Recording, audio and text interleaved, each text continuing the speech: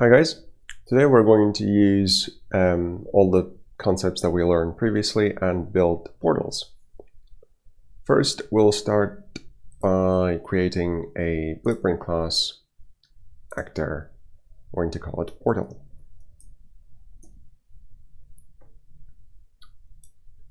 In here, how about we add a cube, which is going to represent the portal, like door, I suppose, like a frame in which sort of you can go through in order to appear on the other side of the portal.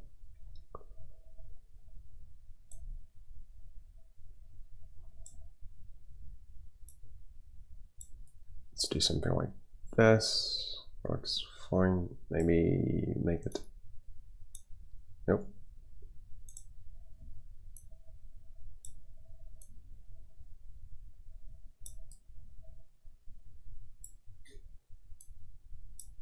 Something like that.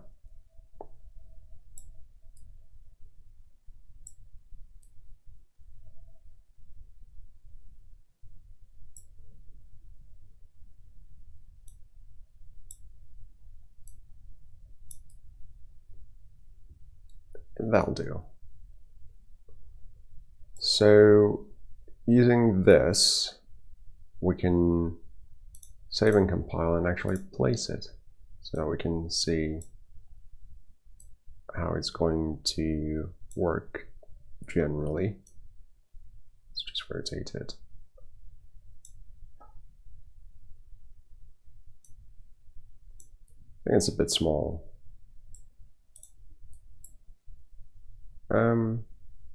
Actually, that's all right. That'll do. So I want to be able to go through this and emerge on the other side of the portal, which I'm going to place over there so I can walk on this ramp looking thing.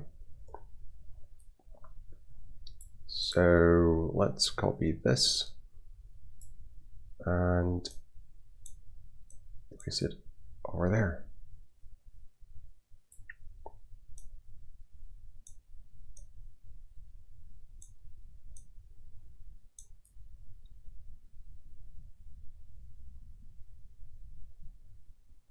Okay, yeah, maybe just make it float a bit because I want to still figure out how I'm going to move the player from here to the other portal.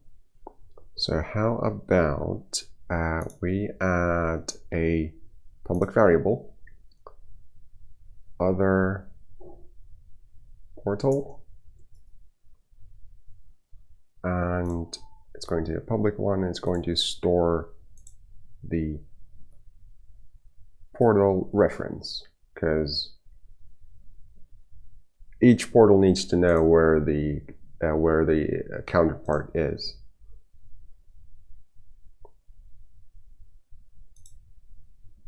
Select that, go to default, say select the other one, and then select portal 2. Its reference should be to portal 1. Okay, so that was the easy part. We now need to figure out where we want to spawn and how we want to overlap. Okay, let's go to the event graph. Begin play, we don't need. Event tick, we don't need. Actor, begin overlap. I think we're going to use this one. And then we're going to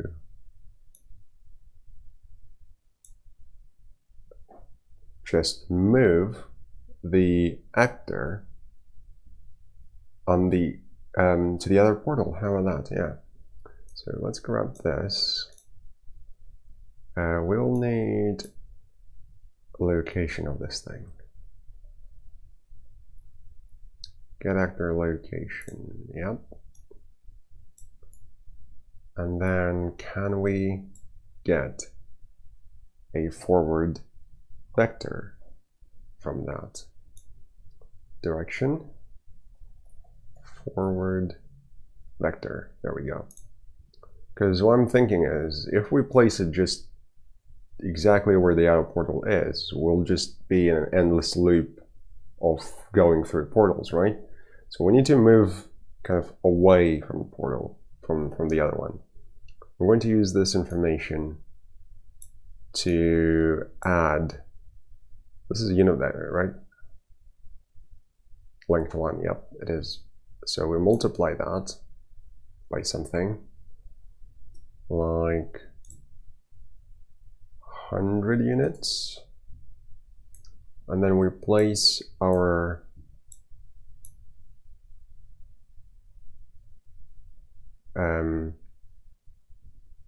player get portal's location plus that, add another vector.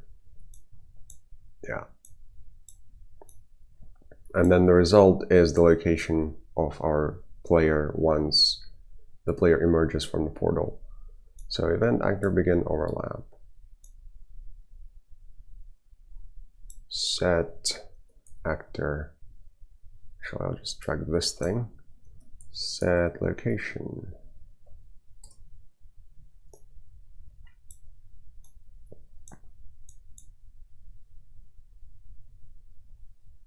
And it's a teleport, so might as well take that.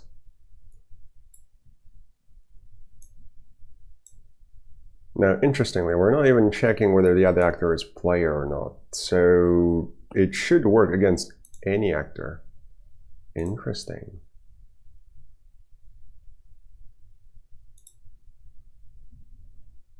Shall we try this? Okay, so I'm getting close. And I think, yep, I'm on the other side. Nice. It's pretty good. Let me try shooting some stuff through this. That just bounces off. Probably needs some kind of a different collision handler or something. But for the player, I can nicely just go through this. Cool. So shall we just change the material of our portal to look shiny, and then that should be enough for this video. Where are the materials? Content, first person, materials. Yeah, so this is what we used last time. Let's copy red material over here and then call it portal material.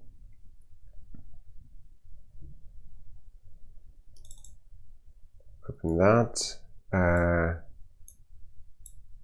Color, let's change this to, I don't know, just pick a color, I guess. Doesn't really matter at this point. Roughness.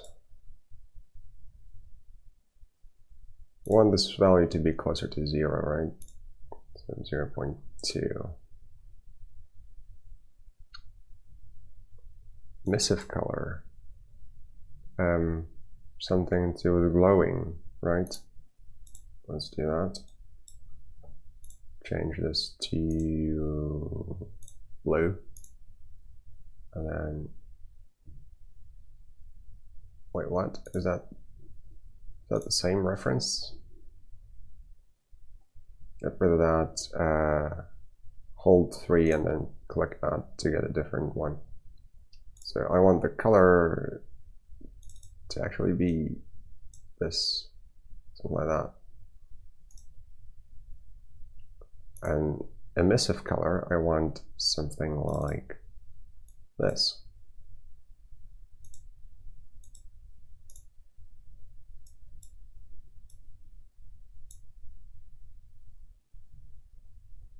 I don't know what it did, but it looks fine, I guess. Apply. Save.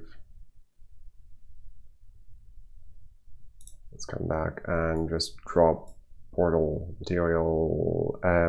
Actually, no, let's go to portal blueprint and then change it there so that both portals get the same look.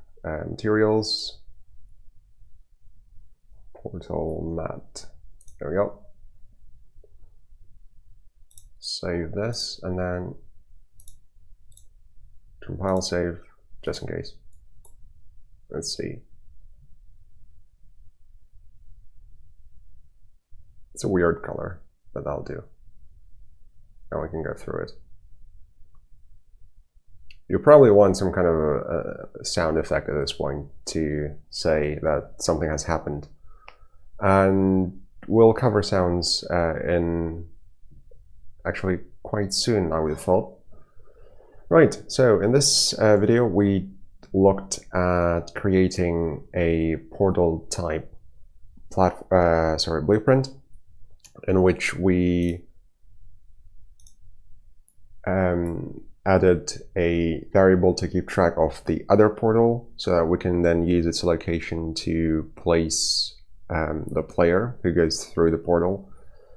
And we used some vector maths, which we already covered before, to obtain the new position where to put the player. And then we used the actor begin overlap to detect for simple collisions. Okay, on that note, thanks for watching. I'll see you guys in the next video.